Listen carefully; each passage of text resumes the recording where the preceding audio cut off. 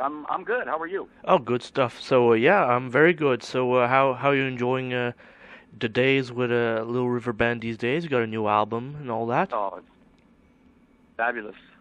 Good times. The band sounds great. We're very busy in America, but the opportunity to do the new record was, um, with good label support has been a long time coming. So we're very happy and pleased with the results and pleased with the efforts that the label has put out so far too. It's all going well. Now, Wayne Nelson, let's say if we're looking at the songs and stuff, how did you come out with these songs in this album? Well, it was an interesting process. When the label asked us to do a CD of new music, they had a specific style in mind, and they're Italians, so just trying to decipher in words what they wanted to hear was very difficult. And so I said, look, Little River Band has covered a wide variety of music, and we've come a long way. So if you want me to be the lead singer on all the songs, why don't I start collecting songs and tell you what I like and what I think works, and we'll make a good Little River Band CD, and that I can physically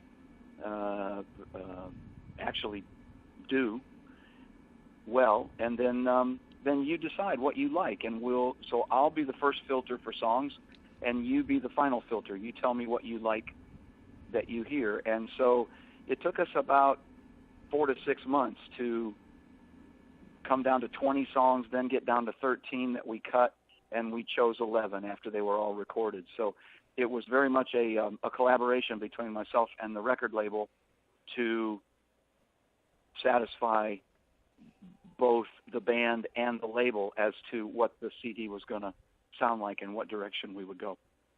Yeah, that's an interesting concept, to look at it in that way. I would have never imagined that, to make an album that way. Well, a lot of people, and I have to say a lot of my musician friends, traditionally the band and the business part, the record label and the band always seem to be at odds with their decisions, and there's tension and friction and so on and so forth. And this was a very straightforward deal, so there's no misunderstandings there. And I chose to involve them emotionally because, quite frankly, we can make our own CD. We can sell it at our shows. We can sell it at our website. We can sell it online just like everybody else can do. If I'm going to get involved with a label and do all of this extra promotion and work and whatever, and there's a lot of time and effort that goes into it, then I don't want them to put it on the shelf. It's like a record on the shelf doesn't do anything for us. So I wanted them involved, and so I came at them directly to say, if you don't like it, then you're not going to be behind it, and I want you to like it so that you will promote it and stay encouraged and enthused and all that. So, like I say, my musician friends kind of looked at me like going, that's not going to work. And it worked quite well in this situation. We're not a 2-year-old baby band or garage band. We've got a lot of experience behind us. So we all put our experience in the middle of the room and let it filter the songs, and it worked. We've come up with a very strong collection of songs, and people are recognizing that. They think it's a very good, solid step forward for the band. And you guys got a promo video as well to promote this album. Again, a product of the record label's belief in the song, "The Lost and the Lonely." It's a very strong tribute, strong emotional tribute to armed forces around the world, and the label created the video. Sent the video team to shoot the footage of us, and then let them go away and create the final product with all of that, footage and so on and so forth. And it's very powerful. I was literally in tears when I saw it for the first time. We changed virtually nothing of what they had done at all with the clip, and again, that kind of support from a label. It's been over 25 years since Little River Band has experienced that. So, hats off to Frontiers Records for all of their support. Of course, and Cuts Like a Diamond, where does this name come from for this title for an album? It's one of the tracks on the CD. It had, standing by itself, the title had the most obvious options for images. It brought many images to mind. There were subliminal things in it too. Cuts. When musicians make a CD, they record their music, they cut tracks. Cutting like a diamond means sharp-edged, honed. All of those little inferences. I just thought it read really well. Little River Band, cuts like a diamond. It's almost a statement or a phrase on its own. And then they came up with the concept of the girl with the diamond cutting through glass to get to a bigger diamond. Very clever. So that imagery, they saw it too, and they were able to tell their art department to run with it and create that. So again, out of the most times it's either a lyric or a song title that spawns the title for the CD. At least that's been my experience, and this time Cuts Like a Diamond was the strongest image to build on. And what we see on the Little River Band Wikipedia page, you guys sold over 30 million albums in your whole career. That's incredible. It is. There are others that have sold a lot more, but there are plenty of bands around that have sold a lot less too. We're very blessed to have had that kind of success on 4 continents actually. So, it's been a great history, and we're hoping to add a new page to that history with the new CD and get back to some of those territories where we haven't been for quite a while, because most of our year is spent touring in America. And Wayne, what do you think of the internet world itself? Like, the way we look at music now, and the people buying it. Well, that's an interesting question. There's good and bad. There's an upside and a downside. The upside, of course, is how easy it is to get to any artist's music now. If you know who they are, you just search for them, and there it is, and then you can download it and you can have it. The early days of Napster and so on and so forth was very scary, because it seemed like there was a whole generation or a whole group of people that just felt because it showed up on the internet and it showed up on your computer, it was free, it was yours. And that's a hard pill to swallow for artists, because if they're not being paid for their work, then why would they do their work unless they wanted to starve? If they want to make a career and be healthy people and have a long life and, have a long career, you can't do that without being paid for your work. It's just the fact of life. People need money, or they need to go to a village where they can be supported and whatever. It's just a very, very old philosophy that artists should starve for their work. So the upside is how much ease and how much connectivity we have now. I love that part. I love to be able to go and sample something before I buy it, but if I like it, I'm going to pay for it. I'd rather have that than go and spend money on something that I don't like, than go back to a used CD store from, I'm talking about very old days, and then have to trade it in and so on and so forth. It's so much easier now to hear a little bit of a sample of what somebody does, and you go, that sounds great.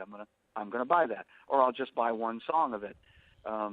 That's great, but the ability to steal and the ability to use the internet for illegal or illicit purposes is its downside. It has a dark side too. But I think people are coming around to the fact that they realize that if it's out there and you like it and you're taking it for your entertainment, it's something that you should pay for. You should buy. I was faced with a very interesting situation. My son, at the dawn of the internet and Napster and so on and so forth, my son was, in high school, and we had long conversations because he was taking music because it was on the internet and he saw it as free, and we talked about royalties and income and Right.